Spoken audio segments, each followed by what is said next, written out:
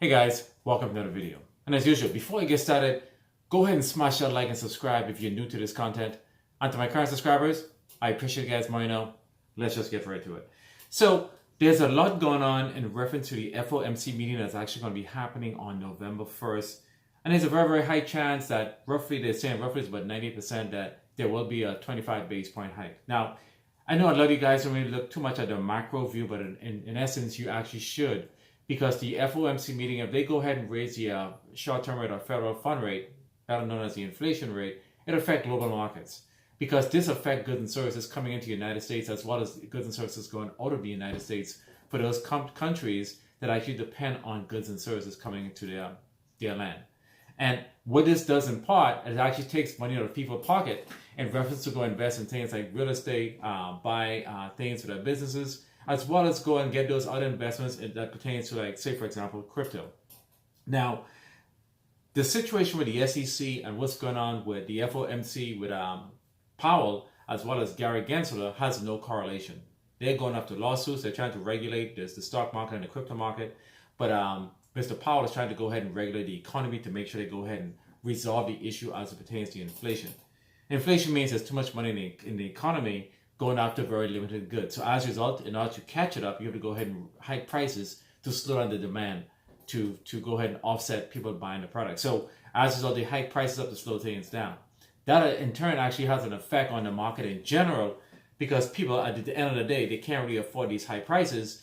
And in turn, they're not getting raises on their job to go ahead and combat the high goods and services that they buy. For example, grocery, the price of food and everything is going up. It gets harder and harder to go ahead and get these things. So by them going ahead and regulating the economy in reference to raising the interest rates to 25 base points, it should slow it down. But at the end of the day, it's actually still hurting people in the long run.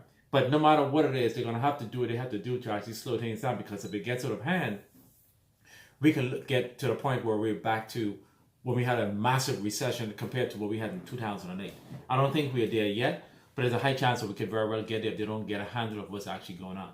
So I hope you guys are actually keeping track of all those different things, because, as we do look at crypto, we look at, how far that our money can go. Given the fact that whatever we do have available to go ahead and invest in crypto, we want to make sure that we're getting as much return on investment on our money for every given point that we invest in. That's why it's really, really important that whatever you do invest in, that you invest in something that's going to give you a return on investment. You don't want to invest in something that is actually going to be a project that's actually going to be dissolved, or it's going to be a scam. And this is the reason why a lot of people right now are having really second thoughts in reference to the US dollar, because the similar stuff is actually being devalued, because it's actually not going as far as it should back compared to a few months or a few years ago.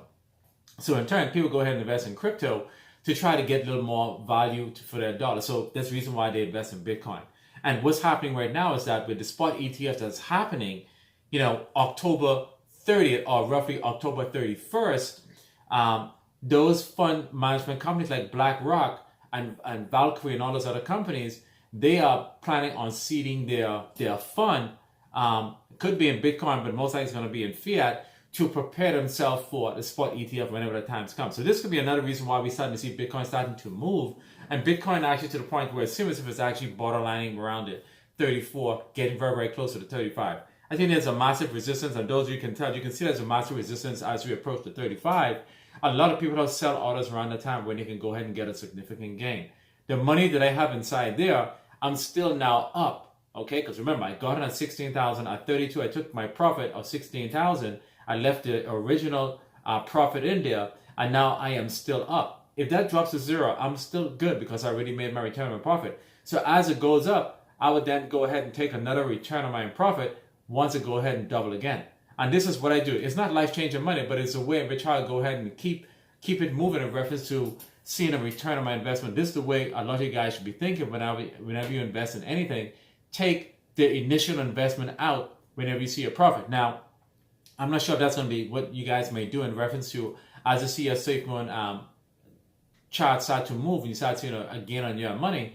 And a lot of you guys might want to hold it for a given period of time. Now, for those of you, as I keep saying, if you cannot afford to have two bags, try your best to get a second bag. And even if you put even $2 million in that second bag, let's say if your other bag is say 15 million or 40 million or 50 or 60 million, have your second buy to maybe take between 2 and 5 million. So you can go ahead and take profit on that and let it ride. And if you see that bag is getting to a point where it's going to get a little unmanageable, you go ahead and start taking profit on the big bag as well. So this is what you do, because you want to make sure that you capitalize on all the return on investment as it go on, and you get to compound the money that you gain from the smaller bag and add it to the initial big bag that you have.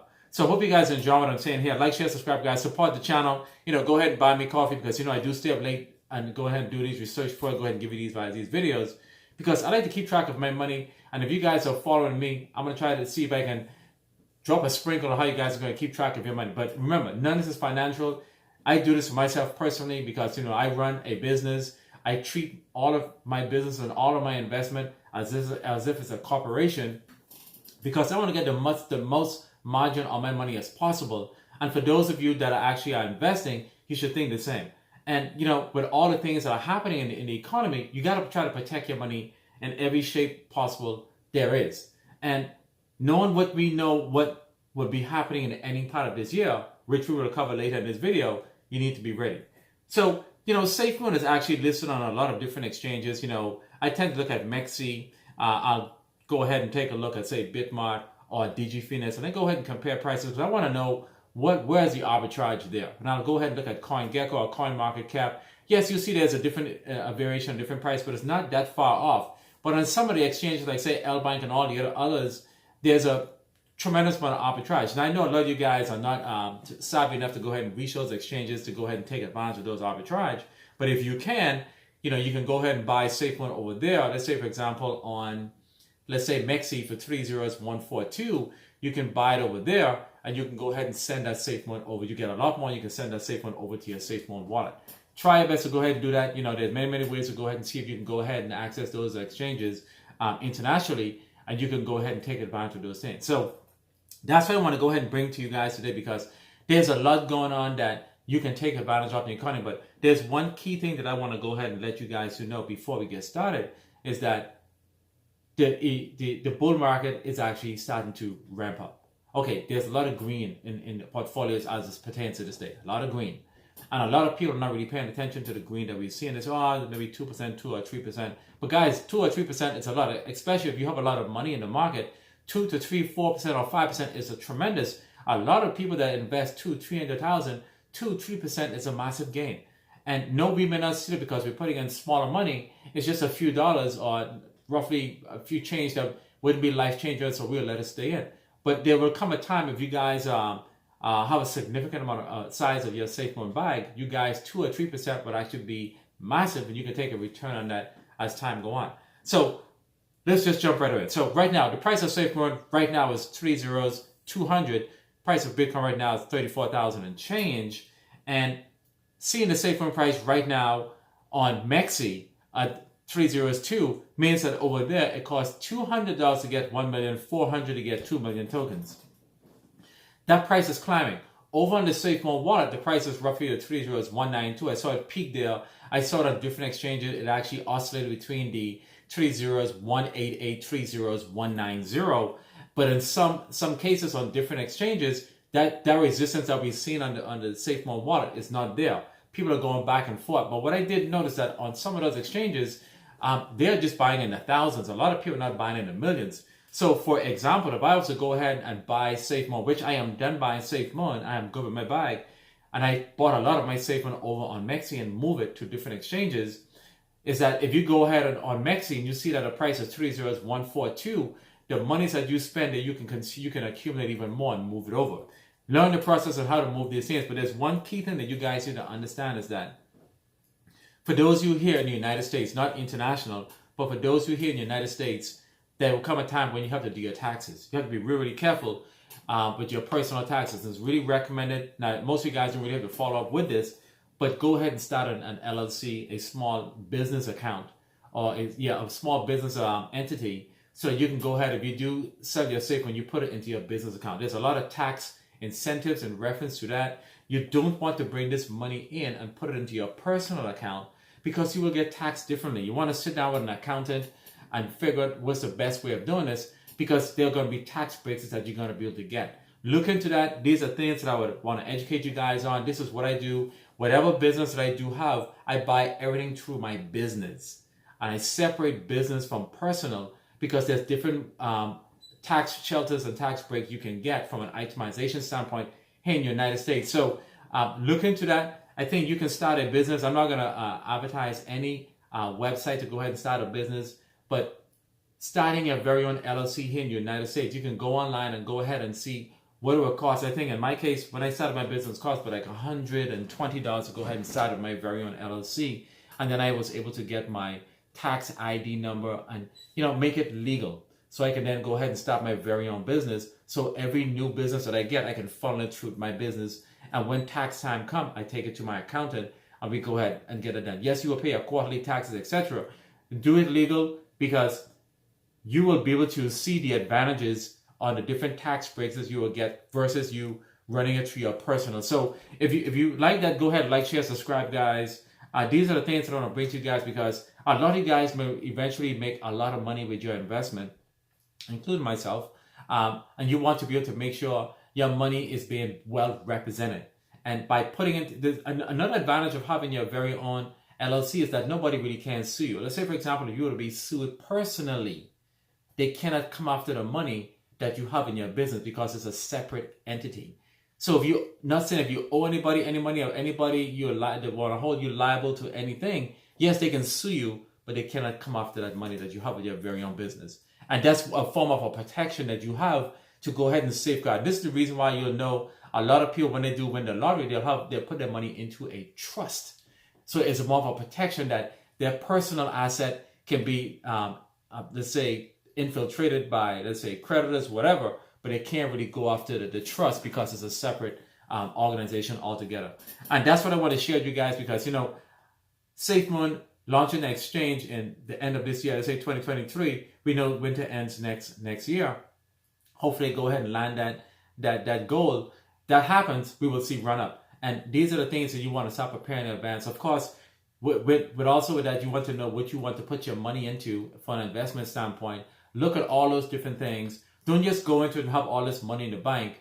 And then you see all these, because a lot of these different things start pitching up. People start pitching ideas to you of what you should go ahead and get.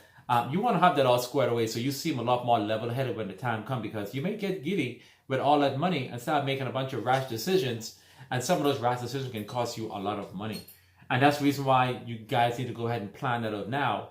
I have been planning the way in which I'm going to spend my money for years. And, it's been working for me so far. Have I made a mistake? Yes. And this is the reason why I went ahead and opened my very own business to protect me on all the different things that I want to run through my business and move it even forward.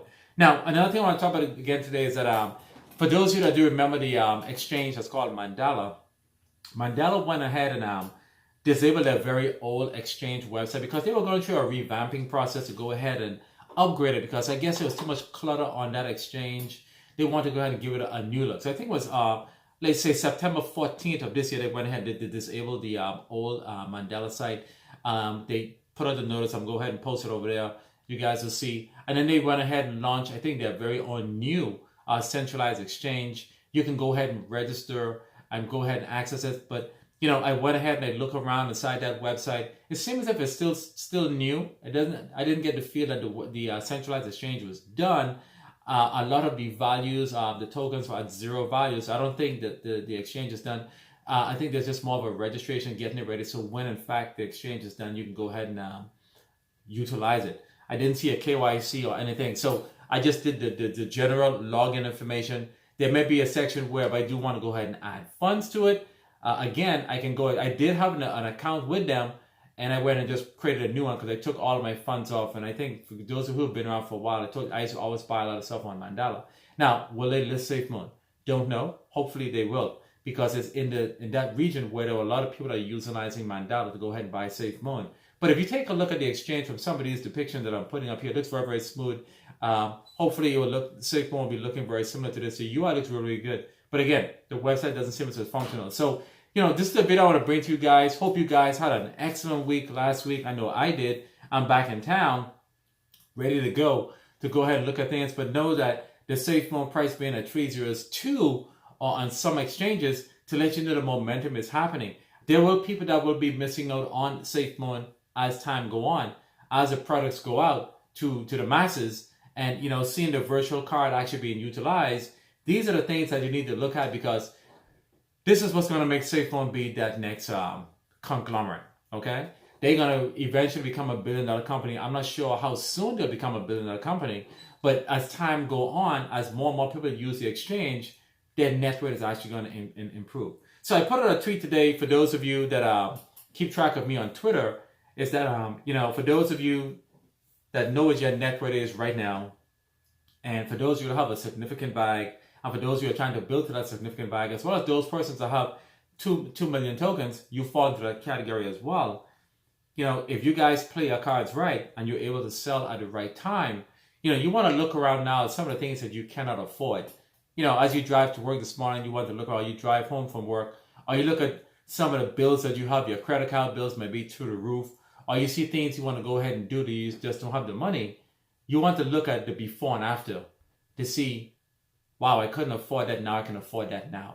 So these are the things you want to start looking at as well. But just keep in mind that don't go ahead and squander the money too much. Get the things that you actually need. I like to buy what I need, not what I want, because I like to do a measurement to say, okay, how much is this going to really impact my life?